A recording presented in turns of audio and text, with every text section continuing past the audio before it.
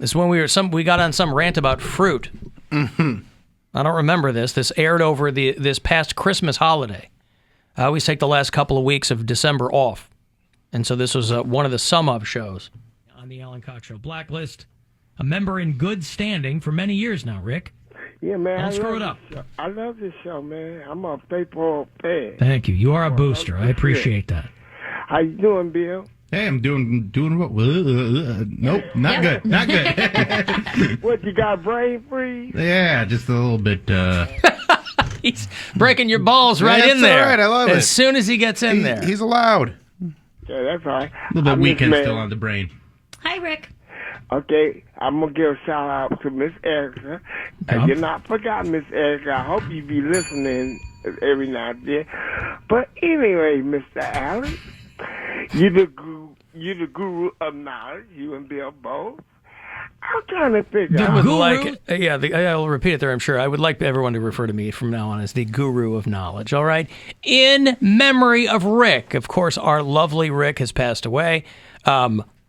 In honor of Rick, to honor his memory, not for any kind of ostentatious thing on my part, not to puff up my own whatever. Oh, in really? honor, Okay. Are you saying you don't want to honor Rick's memory? I would love to honor Rick's memory. The guru of knowledge? I think I can think of other ways to do it. Of what? Knowledge. Of knowledge. Knowledge. Bill, we are the gurus of knowledge, according to Rick, which means that Rick does not know a lot of people. I got that. Okay, I got that, Alan. How do they make fruit, seedless fruit? I mean, you gotta start with Rick thinks we're Google. what? Don't you? Well, I remember in botany class, it's parthenocarpy. Remember the parthenocarpy in botany class? Wait, did you hear what I asked you? How do you make seedless fruit?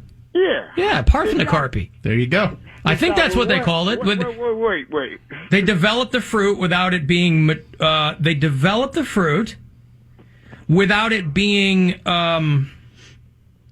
Without it being... That's the sound of a guru of knowledge right there, Bill. Sounds not being like able it. to come up with a word that should be easily remembered and, No. Bill, my fellow guru of knowledge, what's the word I'm looking for? I don't know that. Fertilization is the word I'm looking for. There you go. They modify the fruit to develop... Let me shut up and just see what you're trying to tell me. I go. Anyway, that's a Rick call from Long May He Reign from one of the Sum-Up shows. Gab Kreuz is here. And listen, she walks in, get right into that microphone there. It's been a while since you've been here. Welcome back. How are you? Thanks for having me. I'm good. How's this Are you going? okay? Is this good? Do you remember, you're quite, it's safe to assume, I don't know how old you are, but it's safe to assume you're considerably younger than I am. Do you remember parthenocarpy? Do you remember studying that in like high school botany class? Fruit that was without fertilization, like bananas and pineapples and things like that. You remember that? No. Doing the Mendel box? You don't remember those? Wait, I was going to say a box. I do remember a box of some kind, so I must have been there for that. There was like the Mendel things. There was a guy named Mendel or something. Mandelbaum. Here comes the pain train. Yes, there's something in the back burner of my brain somewhere that I think is familiar. Where did you go to high school? I went to St. Joe's. You had to think about it for a second. Mm-hmm. Yeah. Yeah, because I thought you were going to hit me with grade school for a second. Well, where did you go to grade school? Because I thought I should have learned it then. I went to St. James. And where is that? It's in Lakewood. It doesn't. So Catholic school all the way. It doesn't exist anymore. I'm sure we've covered this before, but yes. You were K through 12? I was. I was K through 12 as well. Where did you go? I went to school in Chicago, so I went to Catholic school there. Yeah. Okay. But people who go for that length of time to parochial school can rightly refer to themselves as survivors, because it's a very. Are you still a practicing Catholic? I am a practicing Catholic. I mean, I think there's variations of practicing Catholic. You know what I mean? Cafeteria Catholic. I think there's variations of practicing everything, and I would say I'm more of a spiritual being than I am like word for word. You're not in church every biblical, Sunday. Yes. Yeah. I take time to meditate and connect with the homie upstairs. I do. You know, I like that. Forget calling me the guru of knowledge. I want you to refer to me as the homie upstairs. No, that's from God. now on. Yeah, I know. Well, I'm the God on this show. I want You're to the be homie on the fourth floor. the homie on the fourth guess floor. what? I still don't believe in God. I know. I forgot. I'm doing nothing to change Bill's mind about. I forgot. I always make it if awkward there's for you guys. ever- I think I'm the only God lover here. If there's ever been more evidence for me to not believe in God, it's when you declared yourself him. Ironically, I'm doing the Lord's work around these parts. No, Poundcake's a big God guy too. He loves God. Yeah. Poundcake. All right, Yeah. let's go. In fact, that's what my podcast is about tonight. Yeah, me and my God sister, and we gay. call him. I like that. We call him the homie. The homie upstairs. Yeah. Yeah. Are you Yeah, baptized? no, that's okay. I am baptized. Okay. What age did you get baptized? When you're a baby When when I you was a get baby. See, yeah. I didn't get baptized when I was a baby. See- Well, that's the way the Catholics do it. I got baptized when I was like 12 or 13. Okay, yeah. My other friend, she didn't get baptized till later either. I think they want to get your sinning out early, and then when you start taking accountability, you get it washed away real quick. I think that's confirmation in Catholicism. Is when that. So why baptism at 12? What was their thought behind that? That was just, I don't know. I don't know if we had like a church home when we were a kid. When I was a kid, we bounced around from church to church, and I don't think we found like a steady place where we, went to get baptized. But then when my stepdad came in the picture, his sister, so my aunt-in-law, was a pastor. So she was like, "Oh, you need to get the kid." Your aunt-in-law. Yeah. Okay. You need to get the kids baptized. And I was around 12 or 13, and that's when we got baptized. Cold ass water, but it was fine. Did they do the full dunk with you? Yeah, did you have to do the dunk? Damn, it's a long time ago. Yeah, I think they. I can see Poundcake doing a cannonball. Yeah. To the No, I'm saying, font. bitch. no, yeah, I got in there and then just a quick dunk and then that was it. And my mom started crying. I'm like, "Why are you crying?" She said, "My baby just got saved." Yeah. Because they think if you don't get baptized, you're going to go to hell. But then I'm like, You'll be in limbo. "But do you only get one? Is only one per customer? Can you get I rebaptized?" don't know. That's a good No question. need. Well, if you get excommunicated, guess what? You can. Guess how I know that? But I You can feel, come back into the fold, but Yeah. you have to do everything over again. Yeah. but so much has happened since I was 12 or 13. I don't remember the exact age. Well, but isn't that what the sacrament is for? Like the body of Christ is to renew those covenants that you make at baptism. He doesn't do that, though. That's Catholicism. I want to do. It's not just Catholicism. That's a lot of, that's Mormons too. I'm You guys Baptist. take the Eucharist in Mormonism? They don't call it Eucharist because that sounds gay, but What do you? Yeah, I'm not as familiar with Mormon. All I know is that Bill didn't have the greatest experience. That's a good way to put Understatement. it. she's so diplomatic about things. All I know is Yeah. Bill has PTSD. Yeah. He stopped talking to the homie upstairs a long time ago. Hey, what is that listening? Yeah. So what have you been up to? This Cleveland Guardians season, it's making me nervous. I know. People associate you with the Cleveland Guardians, and it feels like the most Cleveland thing ever to have this lockout happen while I the know. Guardians are trying to ramp up their inaugural season. It's very Cleveland of us, and it's kind of a buzzkill. It's obviously out of my control, but I mean, I'm hoping we don't get any more cancellations. We were not aware that this was out of your control. I thought you were the one causing the I lockout. know you'd be surprised. People on Twitter. I've been so mad at you.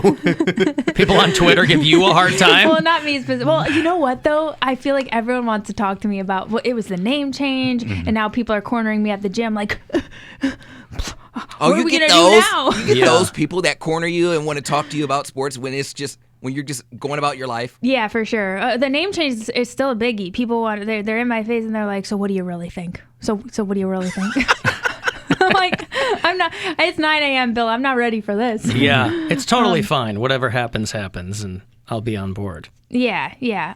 For me, with the name change, I was kind of like, once they said it was changing, I'm just one of those people where I don't cry too long over spilled milk. Like, they said it was changing, we made the change, and now we are changed. So I'm like, that's what it is. Yeah, you and can't go moving backwards. What am I gonna And it was coming for a long time. I think they got some pressure from Major League Baseball. I think people always want to point blame and things, but really it was a little bit higher up. It was incremental. Yeah, for a long time. Yeah. So I mean, and then you look at the other names.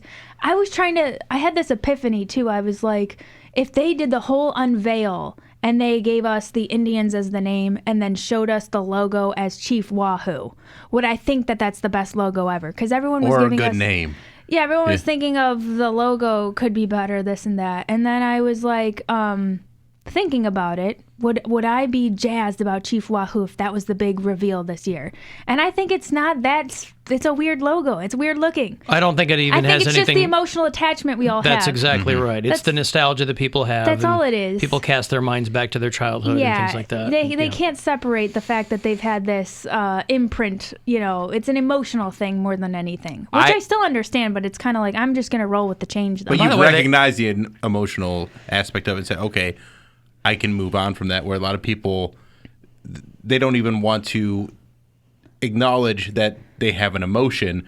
So it's a much more visceral thing to them. Yeah, it's really Because then they go, well, what other things am I emotionally attached to that are not actually that good? Think about how many yeah. think how many bedrooms are lined with Indians wallpaper and then has like the tribe trimmer along the walls. Like that's a lot of people's bedrooms. We in had Northeast that. Ohio. What's That's what the I'm saying. absolutely What's the had tribe that. trimmer? So it was. Just lines the walls. I mean, we were a pretty big baseball family in those years. So my little brother was a real. He loved. It's probably still his favorite sport.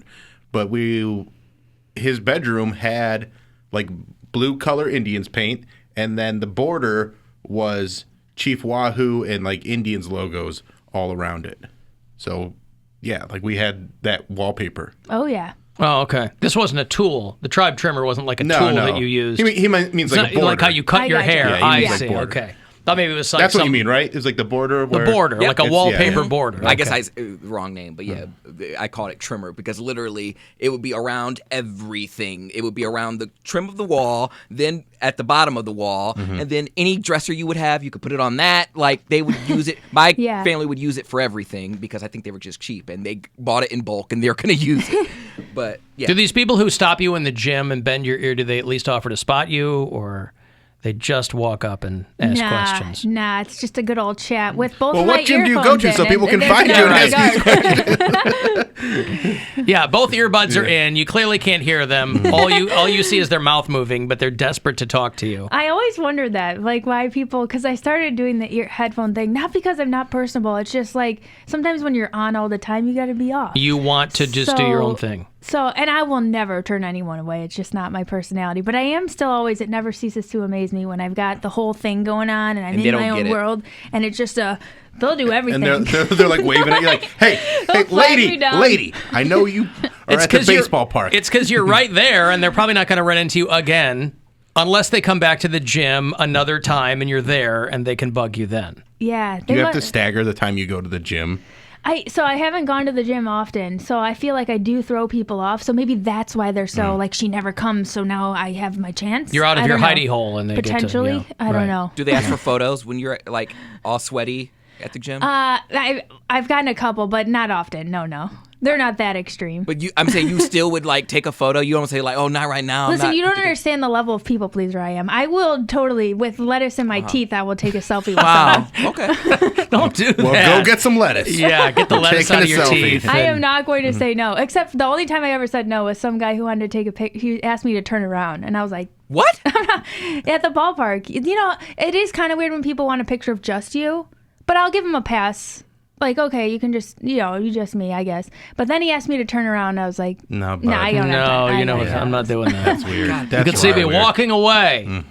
So what will you do in the meantime instead of prepping for the Guardian season? That's a very, very open-ended question, I realize, but No, it's an open-ended question, but I'm a freelancer, so it's easy to answer. I'm going to keep bouncing around doing all my little other gigs that I have been doing. In the off-season, Channel 19 gives me some solid work. I do a Yep. lot of feature work with them. I do some sports with them. I do a little commercial work. I've seen you do those, yeah. I'm a little busy with my nonprofit this time of year because school is in session. I was just coming back from a presentation this morning. Explain to people again what that is, because you've talked about it before, but Yeah, Love Doesn't Shove. It's my dating violence education organization. So I'm basically in a lot of high schools, some middle schools, but just really getting an interactive conversation going about the dynamics of healthy relationships. It's really just a violence prevention measure. So I get to talk to the kids, and we get to kind of identify, some of the behaviors that to look out for that are respectful and the ones that are not, because not everybody comes, from the same home environment.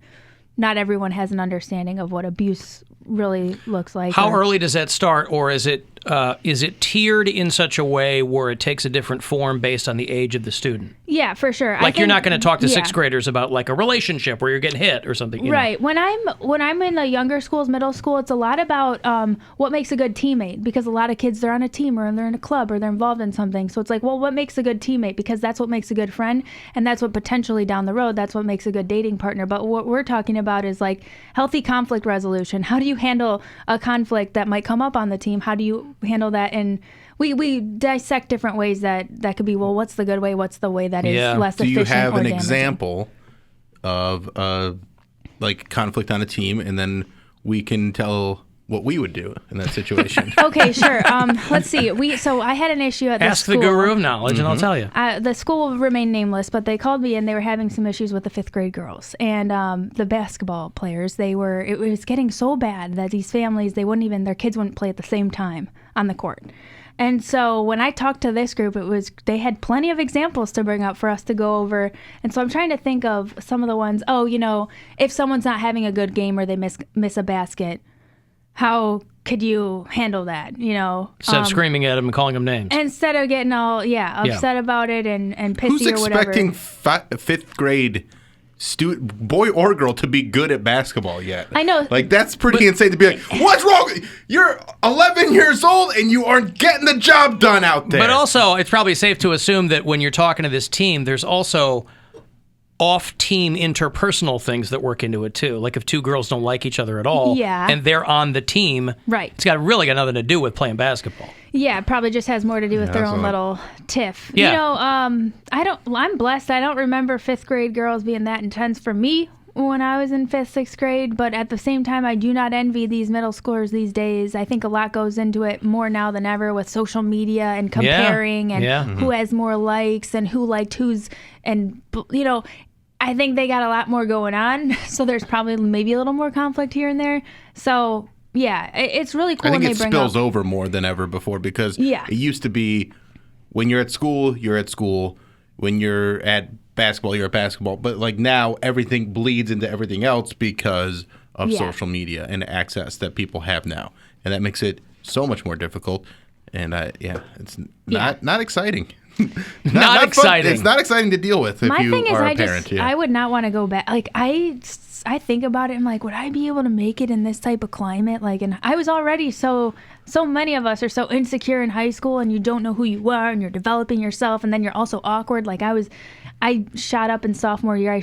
I grew freaking 4 inches or something. I don't know. But like, it's just. You come back to school like Big Bird one year after. Dude, no lie. I would catch a basketball pass and it would hit me like right here in the arm instead forearm, of my hand. Because You didn't know where your hands were. Dude, I could only shoot layups if they were underhand anymore. Once I got a certain, because the roll was not the same once I grew. Your center of gravity's all weird. It was weird. But yeah, I feel for these kids. I really do. That's why I take it to heart. These conversations, I really try to tailor it to them and what they're going through to make an impact, have some context that makes sense to them. But you do these all the way up through high school. Yeah. Yeah. Mostly those, and it's not that I want to neglect college. I've been to college campuses, but all the research tells us you have a better chance of preventing violence when you get to these young, malleable brains. Yeah. You know what I mean? You haven't been thinking in entitled ways or abusive ways for so long. A long in your time, life. yeah. Has your social status changed since high school? Like, were you the cool girl in high school and, now you're more like laid back and more reserved? Your friend group has changed? Or have you just kind of been, the same your whole life? Have I always been Cool. Well, because I'm saying because I'm super cool. Poundcake, stand by. Are you calling me cool? Yeah. Well, I feel like you have a really cool job and people automatically are like drawn to you. Okay. With me, Especially at the gym. that was not my story. Like, I was a geek all my life, and for some reason now people are like, you know what, you really made it out. I'm like, I made it out to Cleveland. Well, you know what, my friend, Made it out of geekdom, I think is what they meant. Yeah. But still, I'm still a geek. I will give my friend Coletta Gross a shout out because in 8th grade, she knew how, I don't know what it was. I was very awkward though. And I had so many awkward encounters with boys. I was not smooth at all. I'd be like, you want to arm wrestle? I was a real big tomboy. Yeah. And she'll be like, you have so blossomed. Like, remember when you were all nervous that you and so I feel like in a lot of ways I have blossomed. I was like in 8th grade, the boys wouldn't date me. They'd say she has potential. You know, I wasn't developed. She has potential. I was skinny. I mean, I'm still skinny. I'm still working on the thick with 3 C's. You know what I mean? Like, you could borrow one of mine. You could borrow one C. Yeah. I would say I have blossomed more, but I can't believe I'm cool now. First of all, consider the source. The Poundcake. Second of all, we still think you're a huge dork, Gab. Do you still arm wrestle? Bill knows. Do you still arm wrestle on the first date? No, it got progressively worse from there. When I was in high school, some kid asked me out, and the people pleaser in me said yes, even though I had no interest. And then when he wanted to kiss me, I fist bumped him instead. Oh, okay. Yeah. So I mean, it got progressively worse. That's the most disrespectful but best thing I've ever heard. I love that so much. I guess his friends found out. When did he kill himself? And they would just fist bump him in the hall and